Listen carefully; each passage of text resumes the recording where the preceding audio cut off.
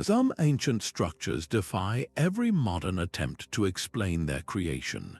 This video unveils 30 unexplained engineering marvels that challenge our fundamental understanding of history.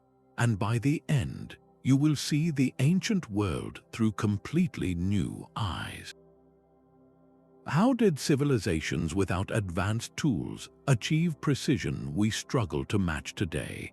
And what secrets were lost to time that allowed them to move stones heavier than our heaviest cranes? What does our inability to replicate these feats say about the story we tell ourselves of human progress? How much of our own history remains a mystery to us? The Great Pyramid of Giza stands silent against the desert sky, a colossal structure of over 2 million stone blocks. Each block weighs more than 2 modern cars, with some approaching the weight of a small house. How do you even begin to move such immense weight, let alone arrange it with breathtaking accuracy? The pyramid's sides are aligned almost perfectly with the 4 cardinal directions, a feat of surveying that seems to defy the tools available 4,500 years ago. Its base is nearly a perfect square with sides that vary by less than an inch in length. This is not rough construction, it is precision engineering on a scale that is difficult to comprehend. The internal chambers are no less mysterious. The king's chamber was built with granite slabs so massive and fitted together so seamlessly that the joints between them are virtually invisible. Think of the finest craftsmanship you have ever seen, then imagine achieving that perfection not with laser cutters and computer guidance, but with stone hammers and copper chisels. The logistics are staggering. Just supplying food and water for the tens of thousands of workers would have been a monumental task. Transporting stones weighing 15 tons from quarries miles away across the Nile and then up the growing side of the pyramid seems an impossible puzzle. The standard explanations of ramps and sledges struggle to account for the sheer speed of construction and the mind-boggling precision. This was not a project of brute force, but one of profound intelligence. The Great Pyramid is our first stop, a familiar icon that holds secrets we are only beginning to question. Yet this mastery of stone is not unique to the sands of Egypt. Far to the south, in the high plains of Bolivia, lie the ruins of Puma Punku, a site that shatters all conventional understanding of ancient craftsmanship. Here, the landscape is littered with shattered andesite and granite blocks that look less like they were carved and more like they were precisely machined. The surfaces are flawlessly smooth, with edges so sharp and straight they appear to have been cut by a modern industrial saw. These stones feature intricate geometric patterns, T-shaped slots, and complex interlocking joints carved with a level of precision that would be difficult to achieve even with today's power tools. The most baffling elements are the H-shaped blocks, each one a perfect mirror of the others, suggesting a system of modular construction that required advanced mathematical planning. How do you create such perfect repetition without standardized measuring tools or blueprints? Some of these stones weigh over 100 tons, a weight that makes their precise fabrication even more incredible. There are no chisel marks, no signs of trial and error, just immaculate finished products. The Tiwanaku people who built this around 1500 years ago left no written records explaining their methods. We are left staring at the evidence of their genius, unable to fully comprehend the process. This is not crude stone stacking, it is high-precision engineering.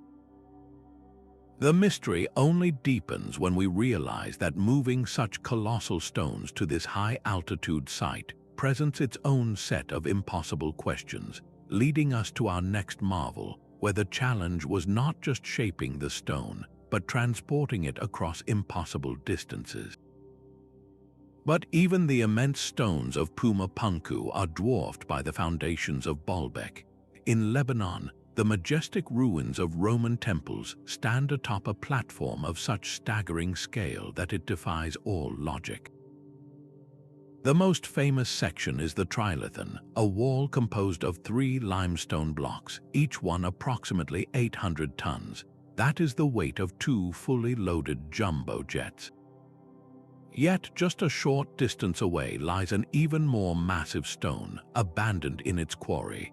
Known as the Stone of the Pregnant Woman, this single block weighs an estimated 1,000 tons. The logistical nightmare of moving these megaliths is almost beyond comprehension. They were quarried from a site over a mile away from the temple complex. How do you transport a 1,000-ton stone across such a distance, and then lift it over 20 feet into the air to fit perfectly into a wall? The Romans were master engineers, but their standard technology was utterly insufficient. Their largest cranes could only lift around 10 to 20 tons. Using such equipment for these stones would be like trying to move a mountain with a toy shovel. The precision is another layer of the mystery. The joints between these colossal blocks are so tight and exact that you cannot slip a piece of paper between them. This is not the work of brute force, but of a highly refined and sophisticated technique that has since been lost to history. Some have wondered if the Romans inherited this knowledge from a far older, unknown civilization, or if they possessed some form of lost technology, perhaps even using sound or vibration to manipulate the massive stones. The foundations of Baalbek stand as a silent testament to an engineering capability that we cannot replicate, pushing us to look skyward for our next enigma, a structure aligned with the cosmos in ways that should have been impossible for its time. While the ancients moved mountains of stone, they also mastered the miniature. In 1901, sponge divers exploring a Roman shipwreck near the Greek island of Antikythera stumbled upon a lump of corroded bronze and wood that would become one of the most profound archaeological finds in history. After decades of study, this object, now known as the Antikythera Mechanism, was revealed to be an ancient Greek analog computer dating back to around 100 BC. It was housed in a wooden case no larger than a shoebox, yet inside resided a universe of precision engineering. At least 30 interlocking bronze gears, some with teeth cut with such fine accuracy that they mesh perfectly, worked together as a complex mechanical calculator. This was not a simple calendar. It was a device that could predict the positions of the sun, the moon, and the planets, forecast lunar and solar eclipses, and even track the 4-year cycle of the ancient Olympic Games. The mechanism modeled the irregular orbit of the moon, a complex motion that requires advanced mathematical understanding to replicate mechanically. Most astonishingly, it employed a concept called differential gearing, a system that allows 2 different speeds to be averaged into a single output. This same principle is essential in modern car axles, and it did not reappear in the historical record until the 19th century, over 1,800 years later. How could a civilization without precision lathes or optical lenses manufacture such tiny, complex components? The knowledge required to design this device implies a deep grasp of trigonometry and astronomical cycles that historians believed were far beyond the capabilities of the ancient world. The Antikythera Mechanism is not just an artifact, it is a ghost, a single surviving whisper of a lost tradition of mechanical engineering and scientific thought that was wiped from history. It forces us to ask a difficult question. How many other leaps of genius have been lost to time, leaving us with an incomplete story of our own past? This single device recalibrates our entire timeline of technological progress, proving that the ancients could not only move earth and stone, but could also engineer the very movements of the heavens. From a device that calculated celestial order, we now journey to a place that seems to defy the laws of physics altogether. The same questions of lost knowledge echo not only from deep antiquity, but from our own modern era. In the humid flatlands of Florida stands a monument to one man's stubborn secret, Coral Castle. Between 1923 and 1951, a single Latvian immigrant named Edward Līdzkalnis, a man barely 5 feet tall and weighing just 100 pounds, single-handedly moved and shaped over 1,100 tons of coral rock. He claimed to have rediscovered the building secrets of the ancient Egyptians, and he worked almost exclusively under the cover of night, shrouding his methods in mystery. The results are a collection of colossal sculptures and structures that seem to defy the limits of human strength. The most famous is a towering 9-ton stone gate, carved with such perfect balance that it could be opened with the gentle push of a single finger. It rotated flawlessly on a metal shaft from an old truck for decades, a feat of engineering that modern engineers have been unable to duplicate with the same level of precision and simplicity. When they finally had to disassemble it for maintenance, they found no bearings, no complex machinery, just the stone itself perfectly balanced. Līdzkalnis also crafted precise astronomical alignments, with stones pointing to the North Star and tracking the movements of celestial bodies with an accuracy of a fraction of a degree. He never revealed his methods, offering only cryptic clues that he understood the true laws of weight and leverage. How could one man, using only primitive tools like chains, hooks, and tripods made from old telephone poles, achieve what today requires massive cranes and hydraulic machinery? Did he possess a simple but profound understanding of physics that has eluded us, or was he tapping into something else entirely? Coral Castle stands as a powerful reminder that the line between ancient mystery and modern enigma is incredibly thin. This puzzle of perfect balance and impossible weight leads us to another corner of the world, where stones were not merely balanced but fused together in a way that makes them indestructible. These walls curve and zigzag across the Peruvian hillside like a stone serpent, a monumental fortress of interlocking giants. At Sacsayhuaman, the Inca built walls from blocks of limestone so immense that the largest stand 3 times the height of a person and weigh nearly 200 tons. Yet it is not their size that is most baffling, but their impossible fit. Each stone is a unique, irregular polygon, carved with complex angles and concave surfaces that lock perfectly with its neighbors in a 3-dimensional stone puzzle. The joints are so seamless that for centuries people have said you cannot even slip a single razor blade between them. This was achieved without iron tools, without the wheel, and without mortar. So how was it done? The standard explanation of pounding stones with harder stones fails to account for the flawless, curved surfaces and the intricate, multi-angled joints. Some researchers propose the Inca possessed a plant-based compound that could temporarily soften the stone, allowing them to mold it like clay. Others wonder if they used acoustic vibrations to find the stone's natural resonance, making it easier to shape.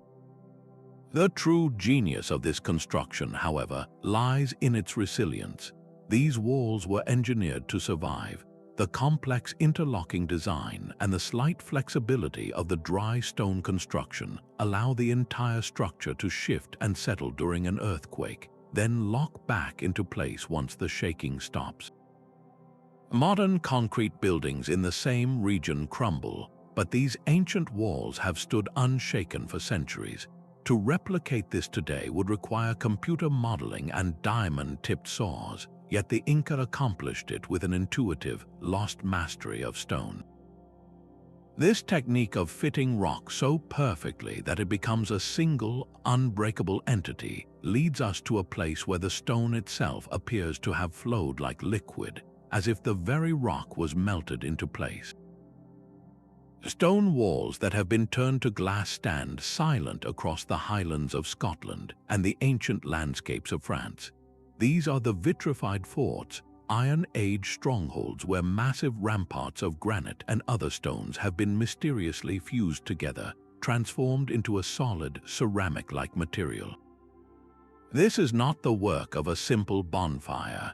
To achieve this state, known as vitrification, the rock must be heated to temperatures exceeding 1,100 degrees Celsius, a heat so intense it begins to melt the very quartz within the stone.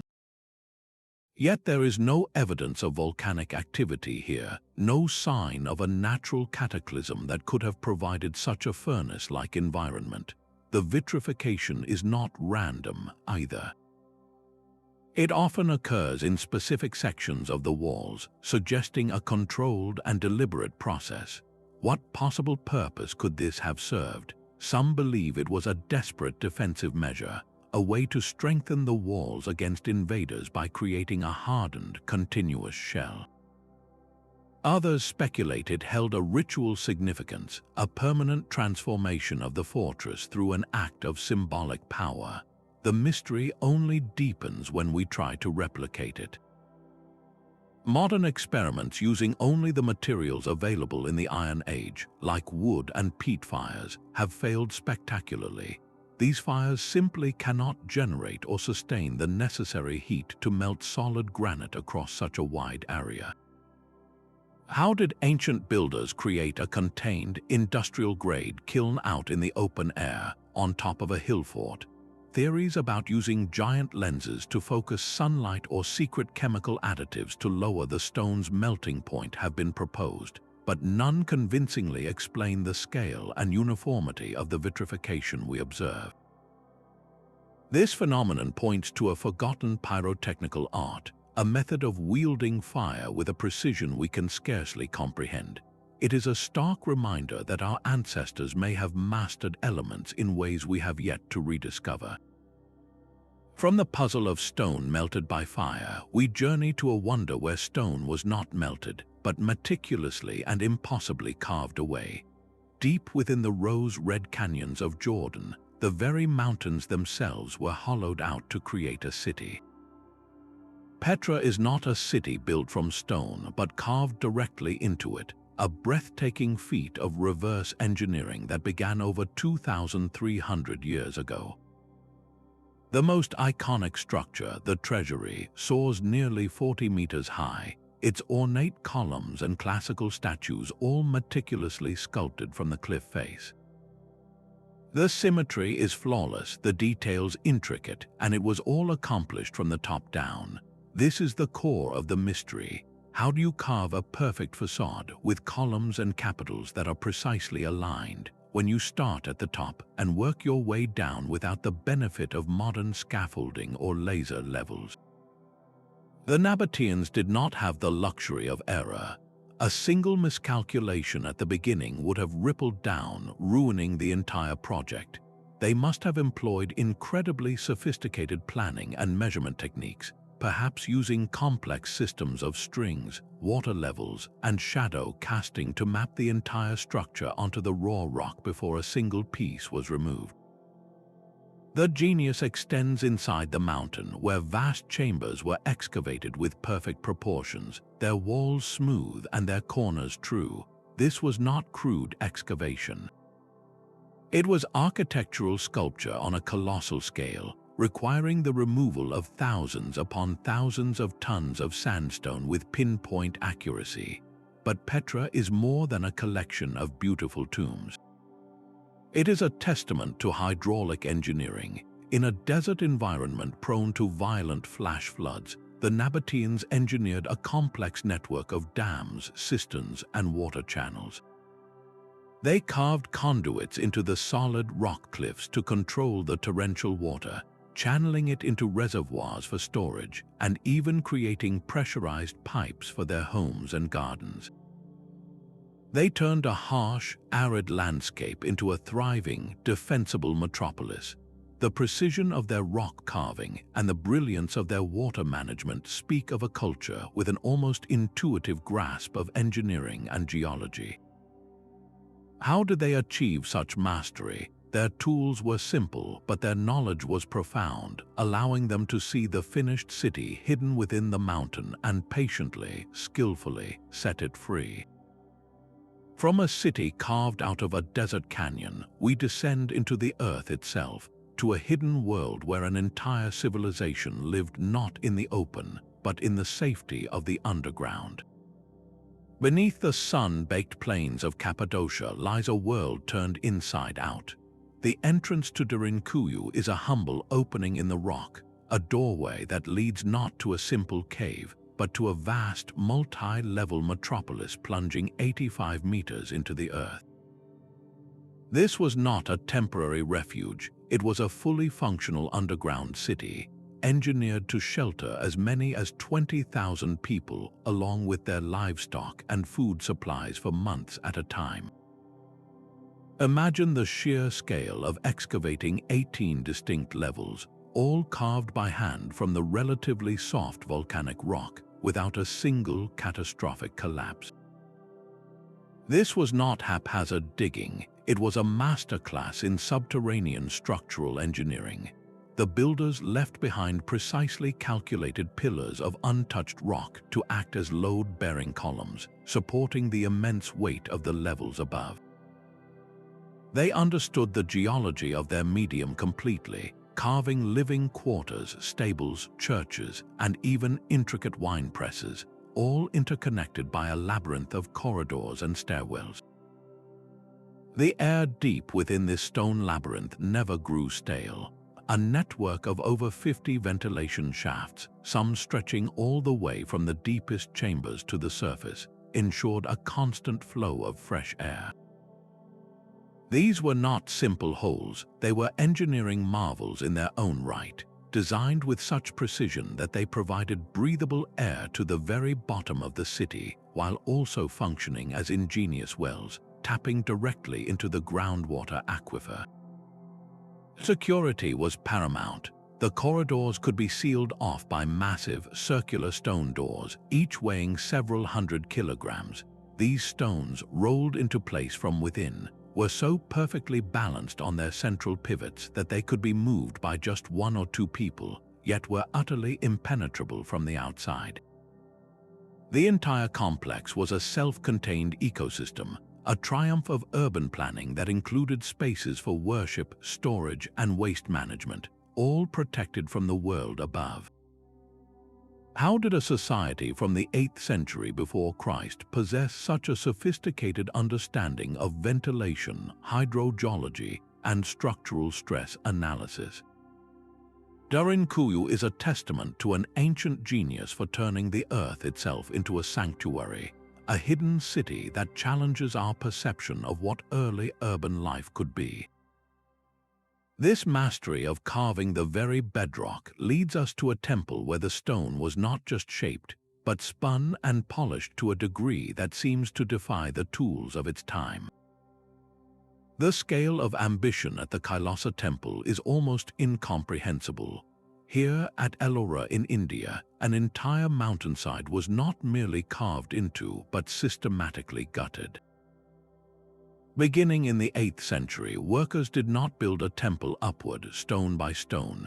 Instead, they carved downward, vertically excavating a single, massive outcrop of solid basalt rock. They removed an estimated 200,000 tons of it, an amount of material that would fill thousands of railroad cars. The result is a freestanding temple complex that rises 3 stories high, complete with intricate pillars, life-sized elephant sculptures, hanging bridges, and multi-level balconies, all sculpted from the living rock. This was a subtractive art form on a staggering scale, where every chip of rock removed was a permanent decision. How do you plan such a monumental undertaking without the safety net of construction? There were no blueprints in the modern sense, no way to add material back if you made a critical error. The architects must have possessed an almost supernatural ability to visualize the final, breathtaking form hidden deep within the unyielding stone, guiding their workers to carve away everything that was not the temple.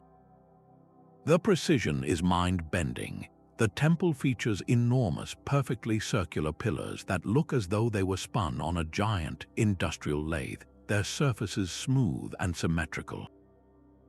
Yet the material is basalt, one of the hardest types of stone, a substance that would quickly wear down even modern diamond-tipped tools. To achieve such fluid, perfect forms with simple chisels and hammers seems to defy the very physics of the material. This was not a slow, cautious process of decades either. Some estimates, based on inscriptions and the sheer volume of rock removed, suggest the primary excavation was completed in under 18 years. That confidence is perhaps the most baffling aspect. To commit to such a project, knowing a single miscalculation could ruin the entire mountain, speaks of an engineering certainty that we struggle to comprehend. The Kailasa temple stands as a defiant monument to a lost school of architectural thought, one that saw a mountain not as an obstacle, but as a raw block of marble awaiting its final shape. This profound connection between earth and sky, between a structure and the cosmos, finds another echo in a place where architecture and astronomy became one and the same. The stone at Newgrange holds a secret that unfolds for just a few precious minutes each year. This massive circular mound in Ireland, older than both Stonehenge and the Great Pyramid, was built as a passage tomb around 3200 BC. Its entrance is crowned by a unique feature, a roof box, a carefully engineered slit above the doorway. For 5 days around the winter solstice, as the sun crests the horizon, a narrow beam of light pierces through this opening. It travels down a long, dark passageway nearly 20 meters into the heart of the structure, finally flooding the central chamber with a golden light that lasts for approximately 17 minutes before retreating. This is not a happy accident. This is precise, intentional astronomical engineering crafted over 5,000 years ago by a society we consider Neolithic. How did people without written records, without complex mathematics as we know it, achieve such a perfect alignment with the sun's most critical turning point? They had to possess a deep, generational understanding of the solar cycle, observing and recording the sun's shifting path for centuries to encode that knowledge into stone. The architecture itself is a marvel of longevity. The corbelled roof, constructed of overlapping stone slabs that shift weight inward as they rise, has kept the inner chamber completely dry for millennia. Not a single drop of water has seeped through in over 5,000 years, a testament to a sophisticated grasp of drainage and structural physics that modern builders would envy.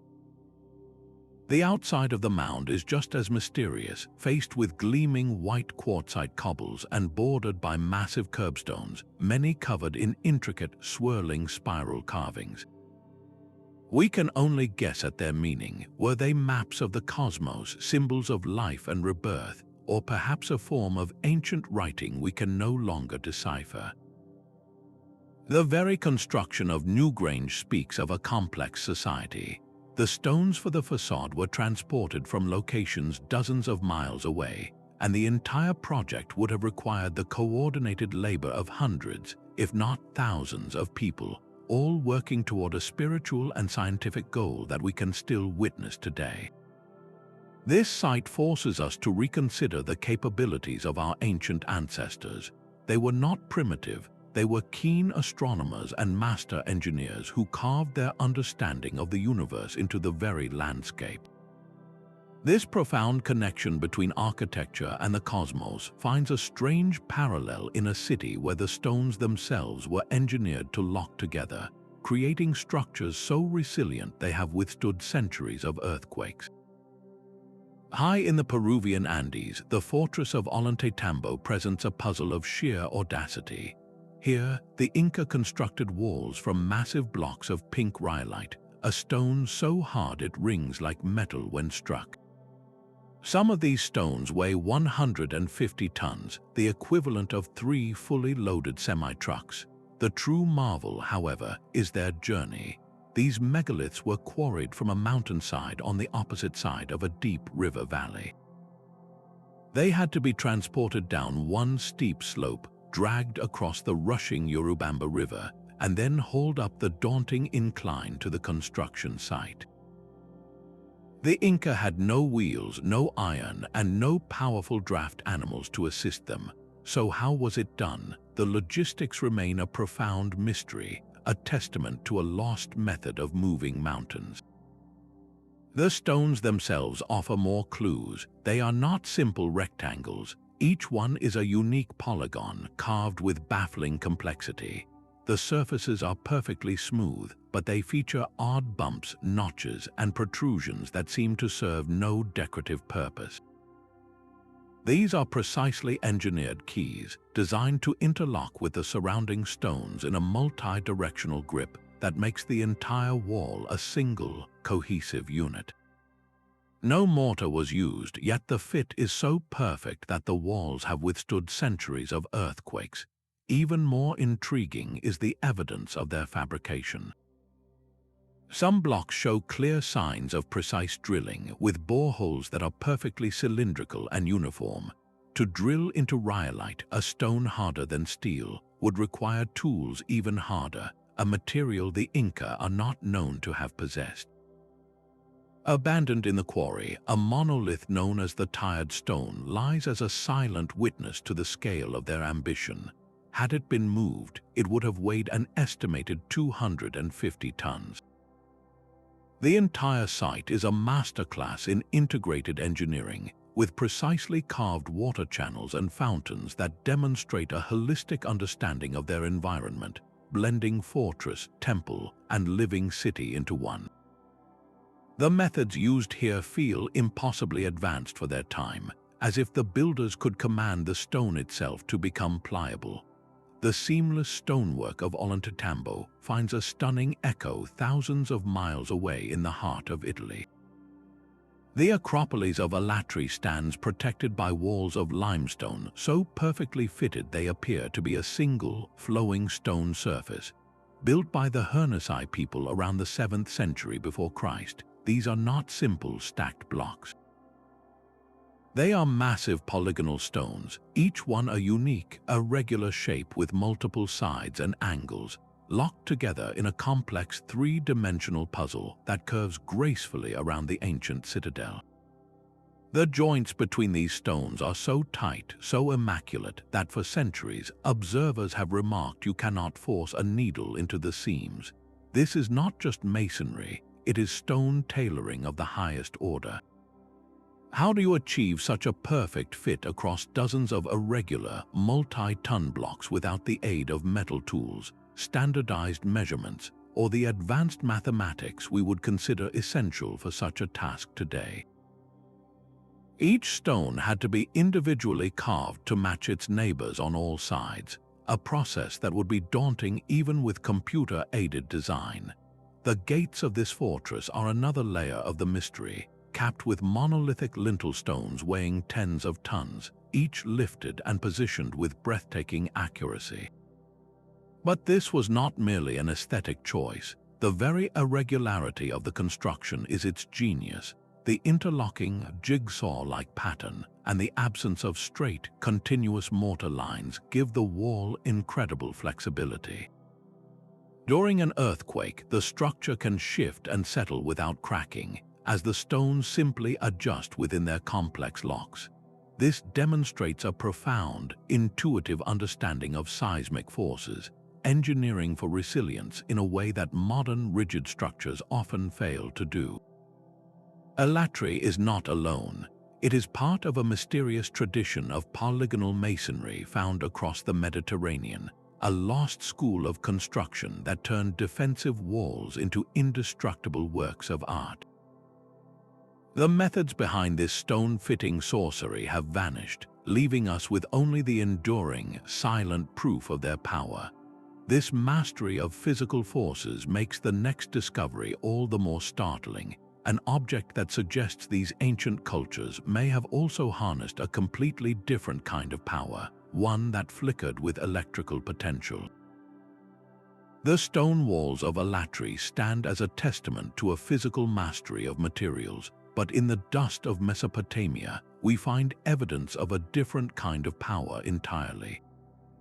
During excavations near Baghdad, archaeologists uncovered simple clay jars that conceal a shocking secret. Inside each vessel, they found a copper cylinder sealed with asphalt, and within that, an iron rod.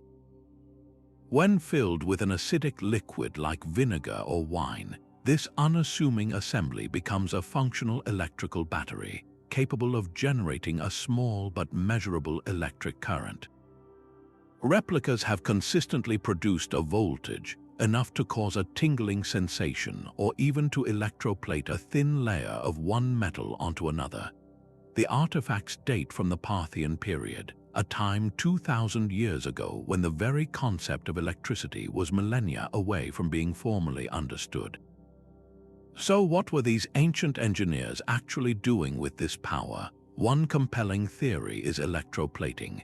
A Baghdad battery could have been used to deposit a fine layer of gold onto a silver object, creating beautiful gilded artifacts that would have seemed magical to contemporaries. Other speculation points toward medical or religious applications. A gentle electrical current applied to the body can produce muscle twitches or strange sensations, effects that could have been interpreted as divine contact or a powerful healing force. Imagine a priest in a darkened temple using this hidden technology to create a sense of awe and mystery. The existence of the Baghdad Battery forces a profound reconsideration of our historical timeline. It suggests that the spark of electrical knowledge was discovered and perhaps even applied long before figures like Volta and Galvani entered the scene. This was not a complex machine, but a simple, brilliant application of basic chemical principles.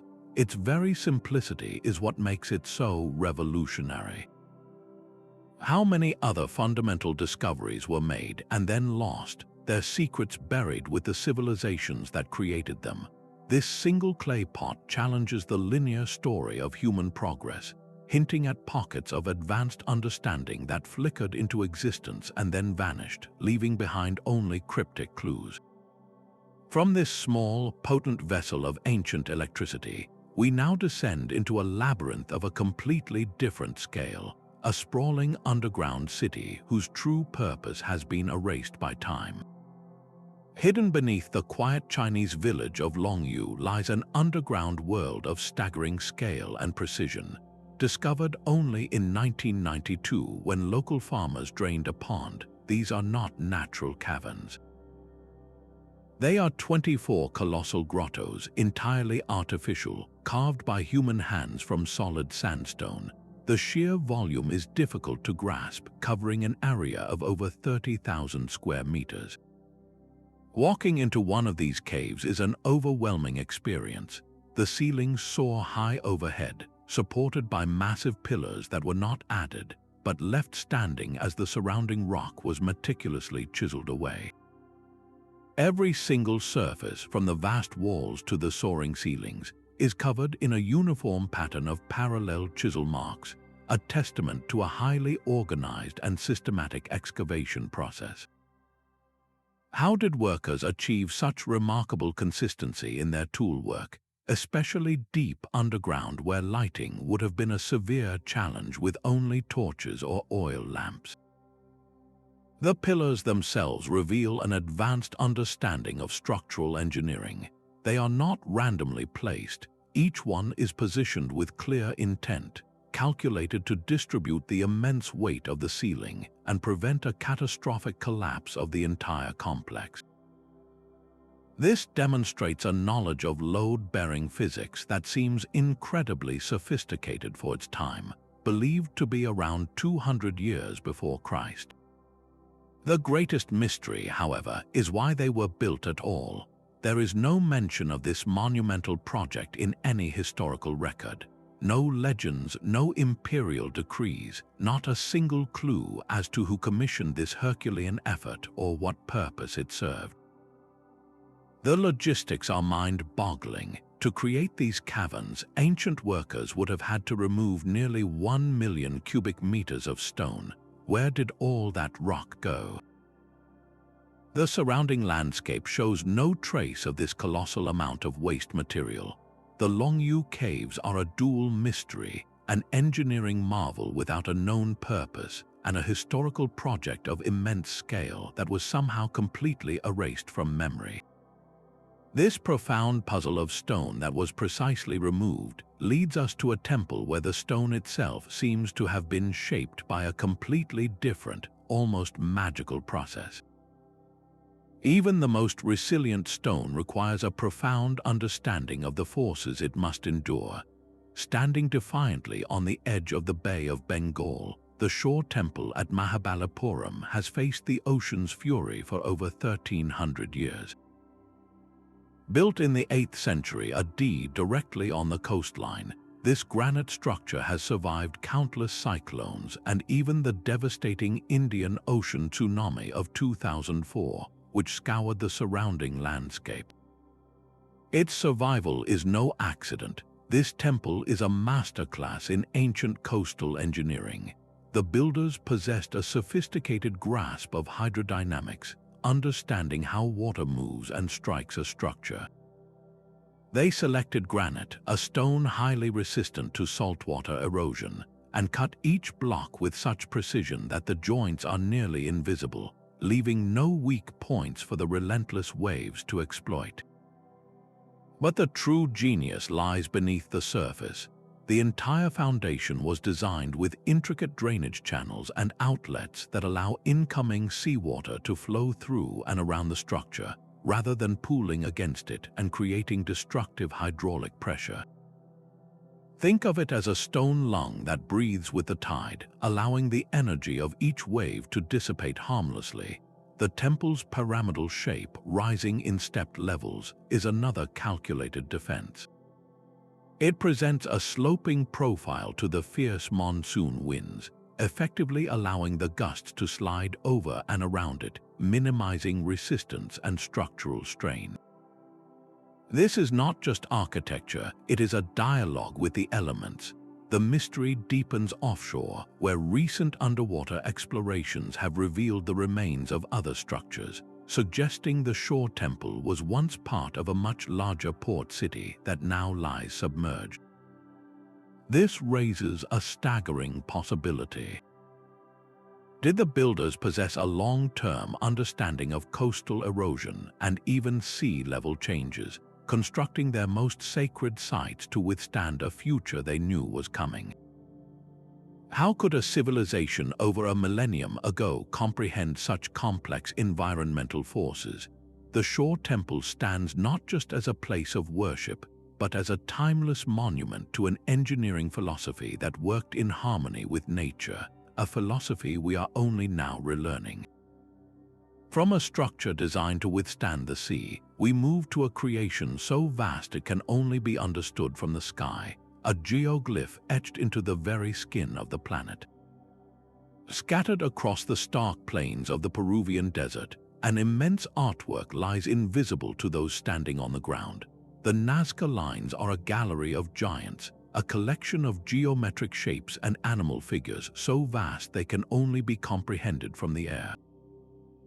Created over a 1,000-year period beginning around 500 years before Christ, these geoglyphs transform the landscape into a colossal canvas.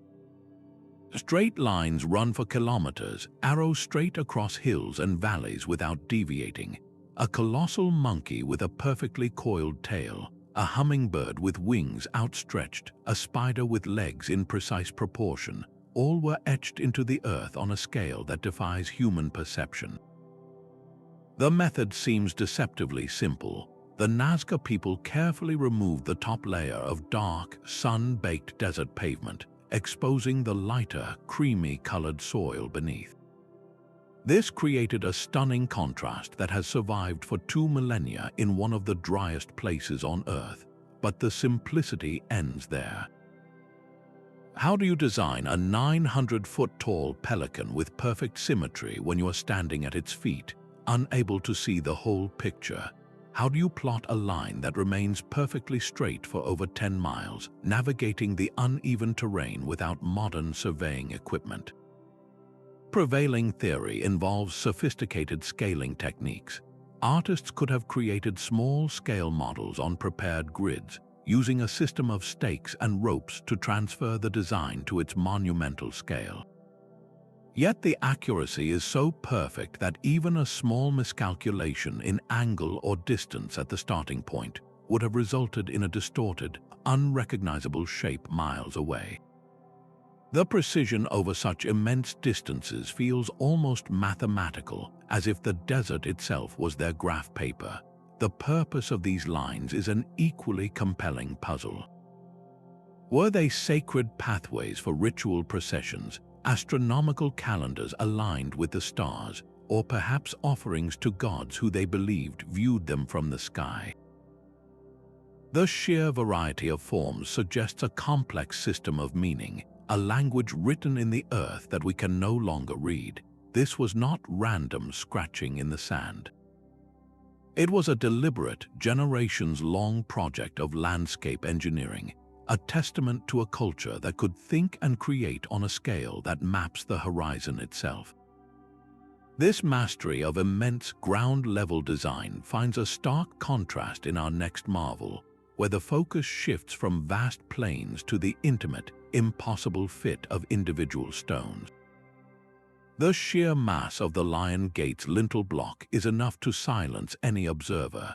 At Mycenae, a single slab of limestone weighing 20 tons hangs perfectly poised above the entrance, a testament to Bronze Age ambition. Around 1250 BC, Mycenaean engineers positioned this colossal stone with breathtaking accuracy, crowning it with a triangular relief of two majestic lions flanking a central column.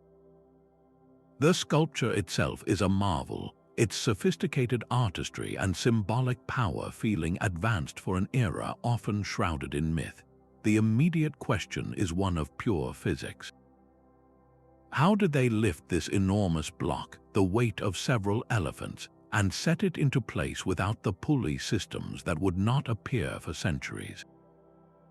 The surrounding walls offer no simple answers. They are built in the Cyclopean style, named for the belief that only giants could have moved such stones. Irregular blocks, each weighing up to 20 tons, are fitted together in a seemingly chaotic jigsaw puzzle, yet they lock together so firmly that no mortar was needed. The genius of the gate's design is in the corbelled arch above the lintel. Instead of a true arch, the builders created a triangular space by layering stones so that each one projects slightly inward over the one below.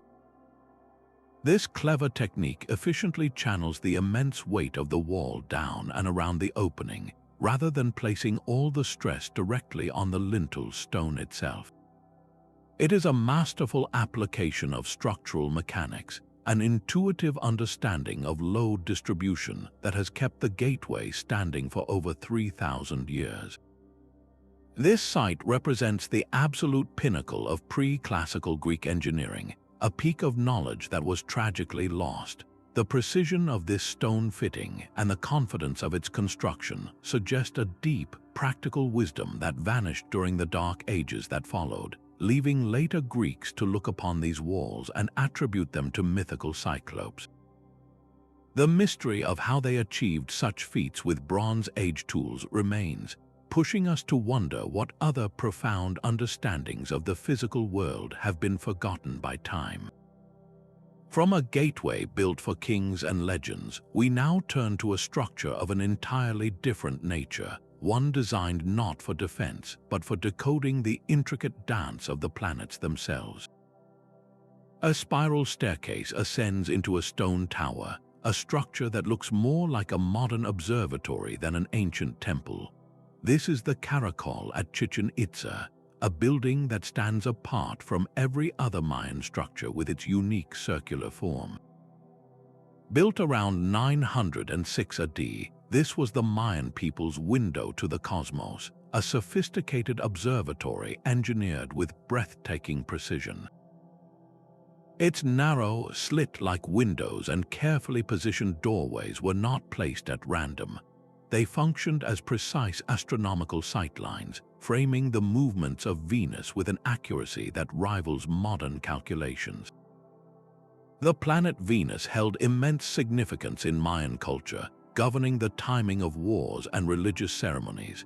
To track its complex 8-year cycle, which includes both appearances as a morning star and an evening star, required generations of meticulous observation and a mathematical system far ahead of its time.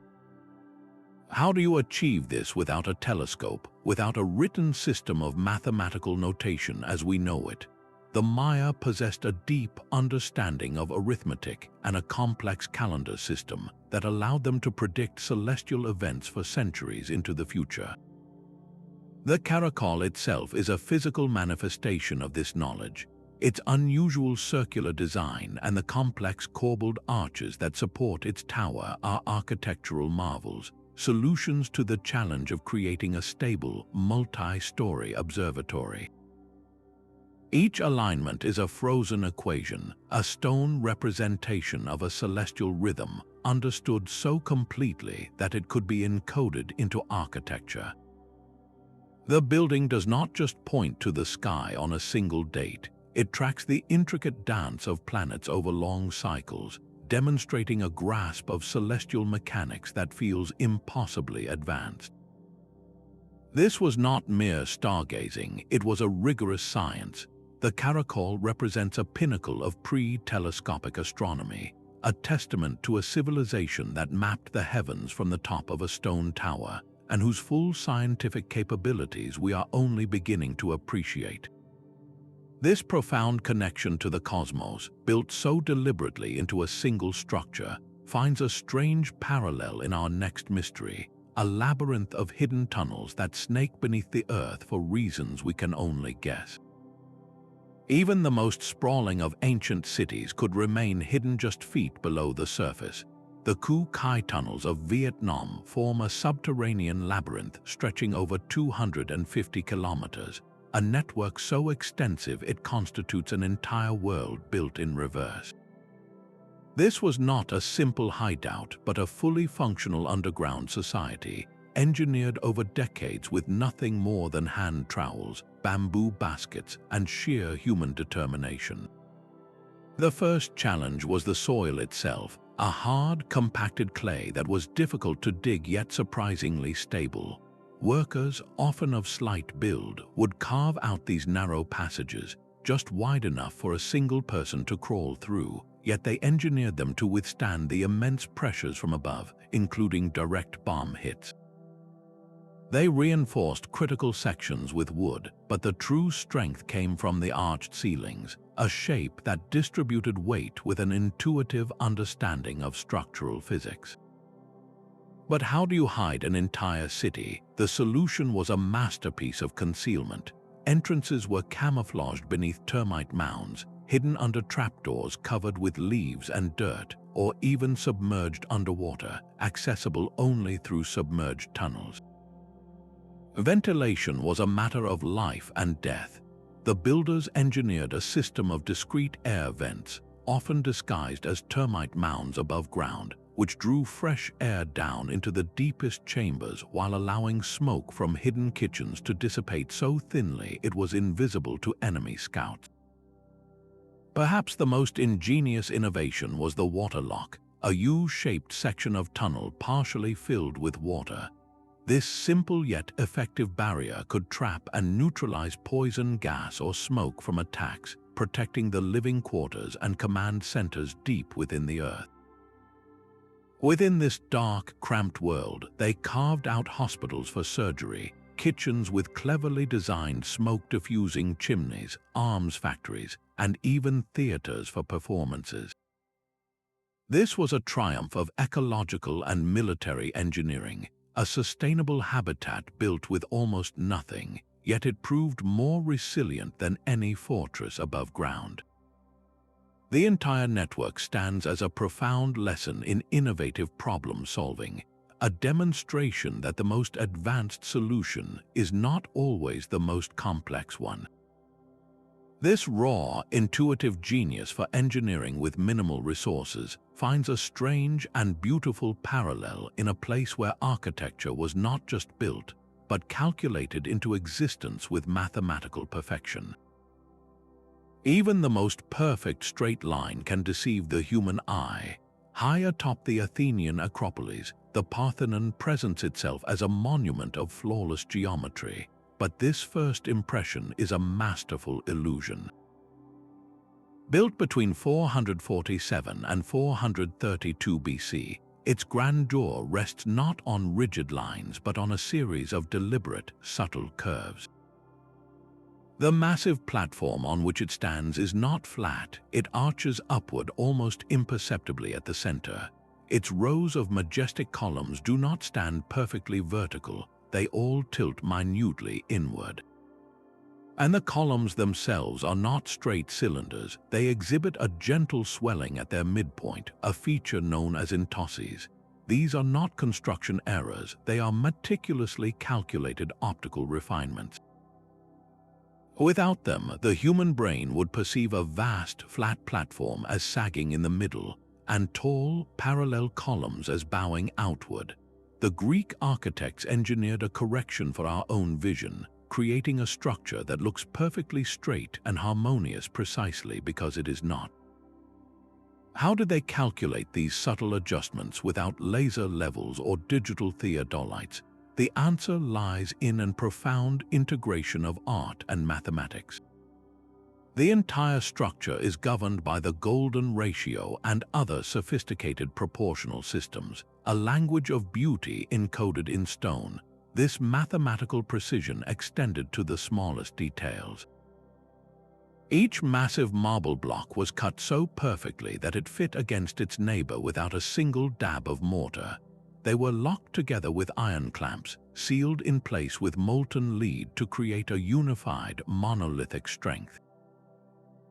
The entire process, from quarrying the marble to positioning these multi-ton blocks with an accuracy measured in mere millimeters, represents a pinnacle of classical engineering. The Parthenon does not just stand as a ruin, it stands as a question, a testament to a level of aesthetic and technical sophistication that we are still struggling to fully measure.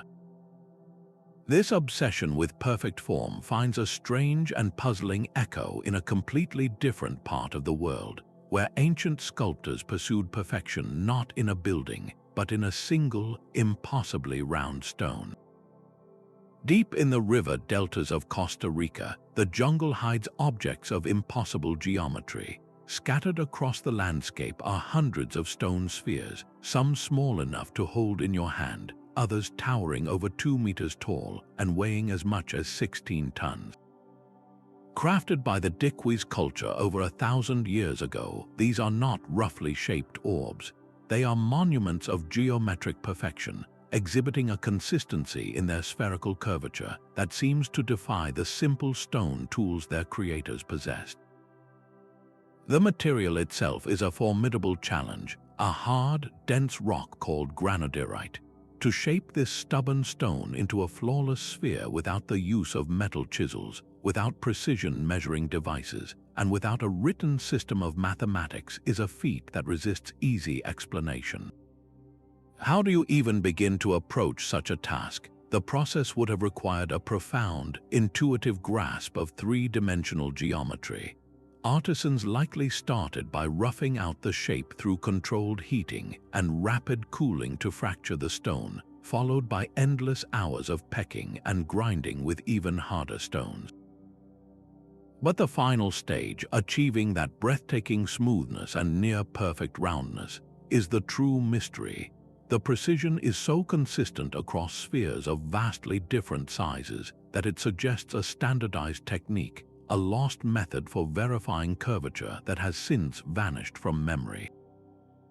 Were these spheres astronomical markers arranged to mirror constellations? Were they territorial boundaries or powerful status symbols for chieftains?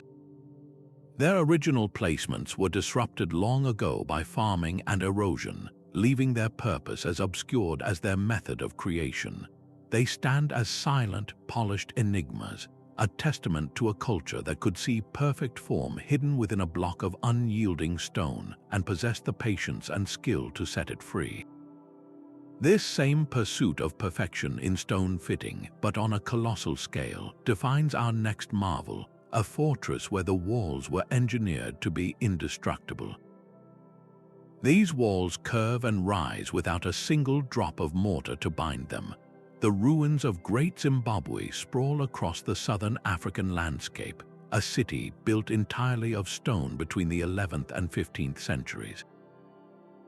The Shona people mastered a technique known as dry stone walling, selecting and shaping countless blocks of granite to fit together with such precision that the walls stand defiantly to this day. The most imposing section, the Great Enclosure, features walls that soar 11 meters high and are 5 meters thick at their base, curving in elegant, free-flowing lines that seem to embrace the space within. How do you build a wall that tall and that thick with such graceful curves without any written blueprints or advanced lifting machinery? Each stone was an individual puzzle piece, its neighbors uniquely shaped to accept it. The builders understood that the strength of the wall came not from a sticky binder, but from the perfect distribution of weight and the interlocking friction of each carefully placed block. This was not a haphazard pile of rocks, it was a calculated, cohesive structure. At the heart of this enclosure stands the most enigmatic feature of all, a solid conical tower that mirrors the shape of a nearby granary. Its purpose remains a subject of intense debate. Was it a symbolic grain silo representing the kingdom's wealth and fertility, a religious monument, or an astronomical marker? Its true function is a secret the stones keep to themselves. The entire complex, from the hilltop acropolis to the vast enclosures below, demonstrates a sophisticated, localized understanding of materials and structural engineering that was entirely self-developed. For centuries, European colonists refused to believe that an African civilization could have produced such an advanced, monumental city, attributing it instead to Phoenicians or other outside influences. We now know this was a profound error. Great Zimbabwe stands as irrefutable proof of a powerful, technologically innovative and independent African kingdom, a center of trade and culture that flourished long before European contact. Its enduring walls challenge not only our assumptions about engineering, but the very narratives we have written about history itself. This mastery of urban planning on a grand scale finds a startling parallel in a city laid out with a grid system that feels remarkably modern. While the Greeks perfected optical illusions and the Maya tracked the planets, an entire city in the Indus Valley was built with a logic so modern it feels out of place. Mohenjo-Daro, rising around 2500 BC in what is now Pakistan, was a metropolis of stunning order. Its streets were laid out in a precise grid pattern, with main avenues running north-south and smaller lanes crossing east-west, creating city blocks of incredible regularity. This was not an organic settlement that grew over time. It was a planned city, conceived and executed with a unified vision that is still palpable today. How did this ancient civilization achieve such a high degree of standardization and coordination without leaving behind evidence of kings, emperors, or massive palaces? There are no grand monuments to ego here, only the quiet, profound genius of urban efficiency. The entire city was constructed using bricks of a standardized size, all following a consistent ratio of length to width to height. These were not sun-dried mud bricks, but durable, uniformly fired bricks that have survived for millennia.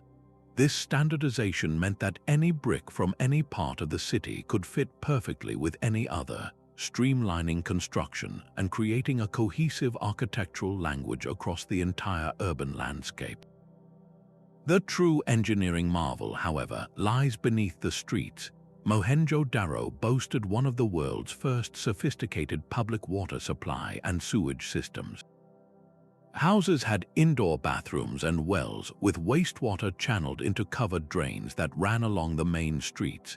These drains were equipped with inspection holes and sumps to collect solid waste, preventing blockages and demonstrating a clear understanding of sanitation principles that would not become common elsewhere for thousands of years.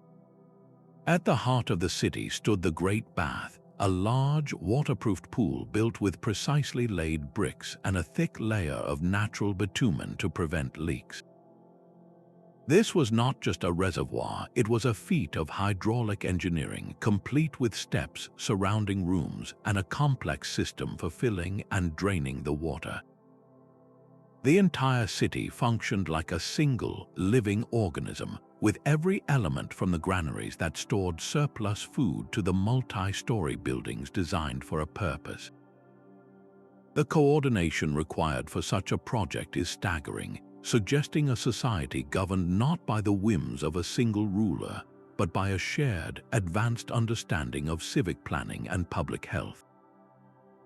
This level of organization, achieved 4,500 years ago, forces us to reconsider the very definition of civilization itself. From a city planned with mathematical precision, we now journey to a temple that seems to defy the most fundamental laws of physics through its construction. Stability in architecture usually means perfect alignment, but one temple defies this principle entirely. In the Indian village of Huma, the leaning temple dedicated to Lord Shiva stands as the world's only known intentionally tilted temple complex. Built in the 17th century, the entire structure leans at a pronounced 13-degree angle, a feature that is immediately visible and deeply disorienting. Yet the central shrine within the complex does not simply follow this single tilt. It leans in a different direction altogether, creating a structure with multiple, competing axes of inclination. This is not the result of a sinking foundation or structural decay. The ground beneath it is stable, and the temple shows no signs of the gradual settling that created the famous tower in Pisa. This means the architects and builders of the 17th century designed it this way from the very beginning, a deliberate act of architectural defiance. How do you calculate the stability of a building that leans in more than one direction? The engineering required to keep such a structure standing is a profound puzzle. Conventional principles tell us that a building's center of gravity must be carefully managed to prevent toppling, yet here, the builders seemingly ignored this fundamental rule. They engineered a paradox, a building that should be unstable but has remained solid for centuries. Its location adds another layer to the mystery, perched on the bank of the Mahanadi River, where it has withstood seasonal floods and the constant threat of erosion without succumbing to structural failure. The Leaning Temple of Huma represents a school of architectural thought that embraced controlled instability, a secret understanding of balance and counterbalance that has been lost to time. It challenges our most basic assumptions about what makes a building safe and durable, proving that ancient engineers sometimes found strength in what we would perceive as weakness. This mastery of defying gravity above ground finds a parallel in the creation of vast, breathable spaces far below it. The need to vanish completely from sight has inspired some of the most ambitious underground projects in history. Tucked away in the Picardy region of France, the underground city of Nières is a labyrinth of breathtaking scale, a hidden world carved from soft limestone that could shelter 3,000 people from the ravages of war. Developed and expanded over 14 centuries from the 3rd to the 17th, this is not a single project but a cumulative masterpiece of subterranean engineering. Its 300 rooms are organized across 28 separate galleries, a network so vast it includes everything a community needed to survive for months, from chapels for prayer and stables for livestock to fully functional bakeries with their own ovens. How did medieval builders working with basic tools excavate such an expansive complex without causing catastrophic collapses? The answer lies in their profound understanding of the stone itself. They left behind sturdy pillars of untouched rock at regular intervals, natural columns that bear the immense weight of the earth above, a technique perfected through generations of trial and error. The consistency is remarkable, with tunnels and chambers maintaining uniform dimensions and ceiling heights even as the work passed from one century's hands to the next. This was a carefully preserved and inherited blueprint for survival. Concealment was as crucial as structure. The city's lifeblood was a network of 86 ventilation shafts, each one cleverly disguised on the surface. Some were hidden within existing buildings, others masked as natural rock formations or buried in thickets, allowing fresh air to circulate deep into the chambers while giving away no hint of the bustling community below. Water, often a threat in underground spaces, was masterfully managed through a system of deep wells and carved drainage channels that directed seepage away, ensuring the galleries remained dry and habitable. Theirs is a testament to communal engineering wisdom, a refuge refined over 1,000 years to protect an entire population from the storms of history. This enduring principle of creating strength through perfect, interlocking fit finds its ultimate expression above ground, in a bridge that defies time with nothing but gravity and precision. A simple stone bridge still carries the weight of the modern world after 3,000 years. The Archidiko Bridge in Greece, constructed around 1300 BC, is one of the oldest arch bridges on Earth that remains in use today. It spans 22 meters across a small ravine, a testament to Mycenaean engineering genius. Its construction is deceptively simple, a corbel arch built from massive limestone blocks fitted together with such precision that no mortar was ever needed. Each stone was carefully shaped and locked into its neighbor, creating a structure that channels weight down and outward into the sturdy abutments on either side of the gorge. This is the same cyclopean masonry seen in the Great Walls of Mycenae, but here it was adapted for an entirely different purpose. How did these Bronze Age engineers calculate the precise angles and the distribution of force required to keep this arch standing through centuries of carts, weather, and even earthquakes? They possessed an intuitive, profound grasp of physics.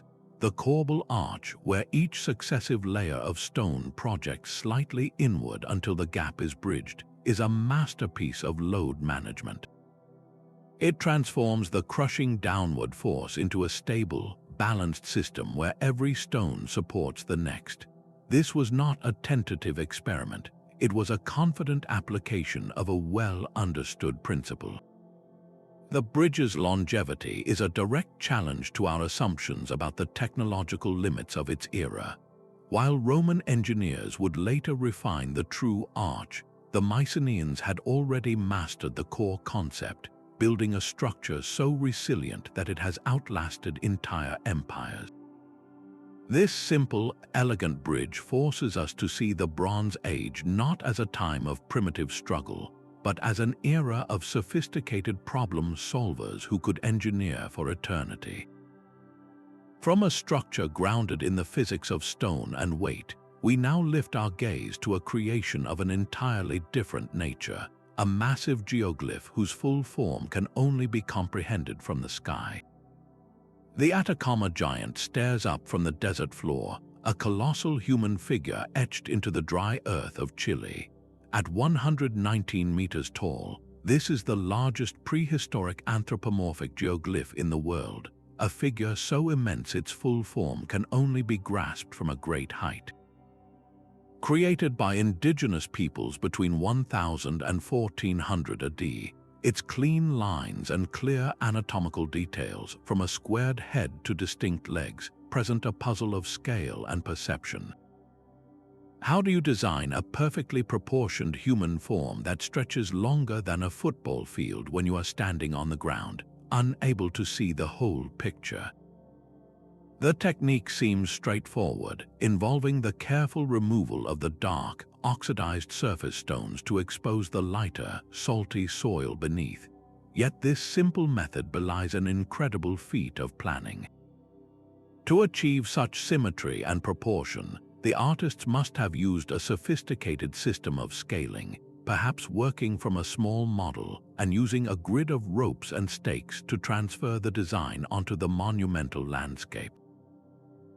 The precision required to keep the lines straight and the proportions correct over such a vast distance is a testament to a lost form of large-scale surveying.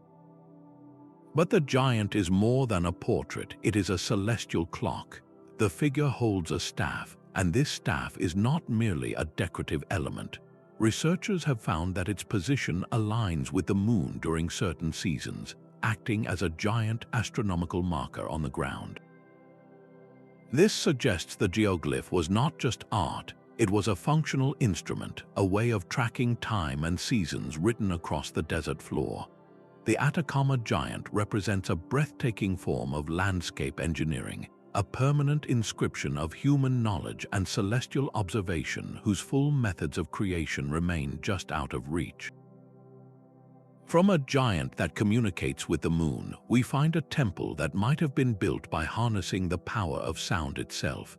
Deep within the island of Malta, an underground sanctuary holds a mystery that resonates not in stone but in sound. The Hypogeum of Hal Saflieni is a Neolithic temple complex carved entirely beneath the earth, a labyrinth of chambers and halls dating back to over 5,000 years ago. Its construction alone is a marvel, with ancient workers using simple stone tools to remove an estimated 2,000 tons of solid limestone, creating a multi-level structure that descends deep into the bedrock. Yet the true wonder of the Hypogeum is not just in its existence, but in how it was engineered to manipulate the very air within it. The most baffling space is known as the Oracle Room, a small, circular chamber where sound behaves in ways that defy simple explanation.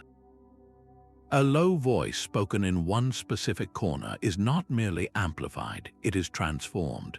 The sound seems to lose its point of origin, filling the entire room with a powerful, pervasive vibration that can be felt physically in the bones. This is not a simple echo. Modern acoustic analysis has revealed that this chamber and others are tuned to resonate at a specific frequency, one that falls within the range of the human voice. The hard, plastered walls and the carefully calculated curvatures of the rooms create a standing wave, an acoustic phenomenon that most people assume requires modern science to engineer. How did Stone Age builders, without any formal understanding of sound physics, design a space that acts as a sophisticated sound chamber? They clearly carved these rooms with an intentional purpose, shaping the rock to create precise resonant frequencies. It is easy to imagine this powerful acoustic effect being used in rituals, where a chant or a prayer could be magnified into an overwhelming, otherworldly experience, making the very stones seem to speak. This suggests a profound, intuitive mastery of sound, an understanding gained through generations of observation and experimentation. The Hypogeum stands as a monument not just to architectural skill, but to a lost science of vibration, challenging everything we assume about the capabilities of Neolithic cultures. From a temple that harnessed the power of sound, we move to a final marvel that captures the movement of the heavens, a stone calendar built on a scale as vast as the sky it maps. Sunlight has been keeping its appointment with the stones of Mnajdra for over 5,000 years. On the Maltese island, this megalithic temple complex, built between 3,600 and 3,200 years before Christ, functions as a sophisticated solar calendar. As the sun rises on the equinoxes, its rays pierce the main doorway and travel inward, illuminating the central axis of the southern temple. During the solstices, the light strikes specific edges of stone slabs and carved markers deep within the chambers, casting beams that announce the turning of the seasons with an accuracy of a fraction of a degree. How could a Neolithic society, without a written language or complex mathematics, engineer such precise astronomical alignments? The temple itself is a masterpiece of corbelled roofing and multi-apse chambers, built from massive limestone slabs, some weighing 20 tons. To transport and erect these stones with only levers, ropes, and sheer human effort required not just brute strength, but a profound understanding of leverage and balance. The true genius, however, lies in the placement. The builders did not merely stack stones, they positioned each doorway and aligned each corridor to act as a celestial sightline. They were not just constructing a place of worship, they were building a clock, a calendar, and an observatory all in one, encoding their deep generational knowledge of the sun's cycles into the very bones of their temple. This was not magic, it was a deliberate and repeatable engineering feat, a testament to a lost science of stone and sky. From the Great Pyramid's impossible precision to the Antikythera Mechanism's intricate gears, from the earthquake-defying walls of Sacsayhuaman to the solar-aligned chambers of Mnajdra, these 30 marvels form a chorus of questions. They challenge the linear story of human progress we so often take for granted. They suggest that profound technological intelligence has flickered throughout history, sometimes burning brightly before being lost to time, war, or forgotten catastrophe. What does it mean for our understanding of ourselves if the pinnacle of engineering was not always in our future, but sometimes lay in a distant, unrecorded past? These silent stones urge us to look at history not as a steady climb, but as a landscape dotted with peaks of genius, whose heights we are still struggling to measure. The silent stones and scattered artifacts form a pattern that cannot be easily dismissed. When we look at the impossible precision of the Great Pyramid, the advanced mechanics of the Antikythera device, and the seismic resilience of polygonal walls from Peru to Italy, a troubling question emerges. Could our established timeline of human history be missing entire chapters of technological development? These are not isolated flukes, but a chorus of anomalies suggesting that ancient civilizations periodically achieved a profound understanding of natural forces, only to see that knowledge vanish in the wake of social collapse, famine, or war.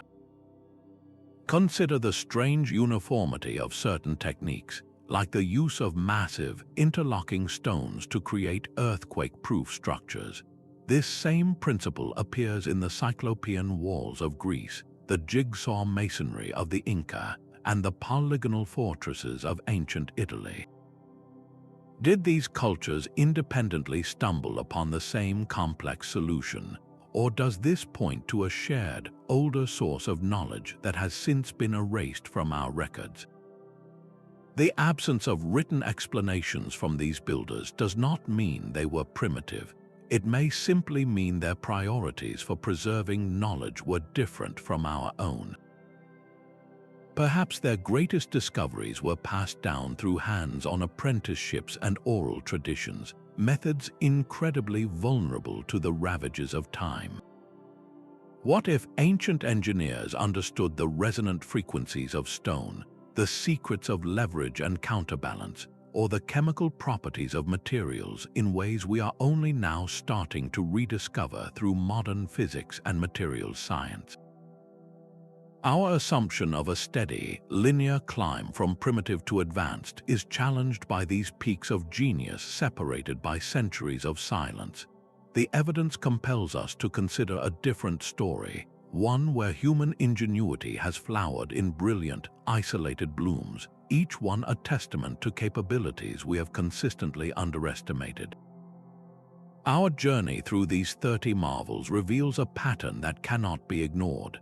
From the celestial alignments of Newgrange to the acoustic precision of the hypogeum, these structures speak a common language of profound intelligence. They were not built by primitive cultures stumbling in the dark, but by master engineers who possessed a deep and perhaps different understanding of physics, astronomy, and materials science. The precision, the scale, the sheer durability of their work all point toward a level of capability that we struggle to explain even with our most advanced technology. This consistent thread of sophistication challenges the very foundations of our conventional historical narratives. We are forced to confront the possibility that human ingenuity has not followed a simple, linear path of progress. Instead, it appears to have peaked in brilliant, isolated eras, with knowledge so advanced it was later mistaken for the work of gods or giants. These mysteries are humbling reminders that our ancestors achieved remarkable feats, often without leaving behind the clear records of their methods that we so desperately seek. Their greatest secrets were likely passed down through hands-on apprenticeships and oral traditions, methods tragically vulnerable to the ravages of time, war, and forgotten catastrophes. As we continue to study these sites with tools like ground-penetrating radar and advanced material analysis, we may yet peel back the layers and uncover the principles that guided these ancient builders. What other profound discoveries lie buried, waiting to recalibrate our story once more? Which of these 30 unexplained marvels captivates your imagination the most? Let us know your thoughts in the comments and subscribe for more journeys into the deepest puzzles of our past.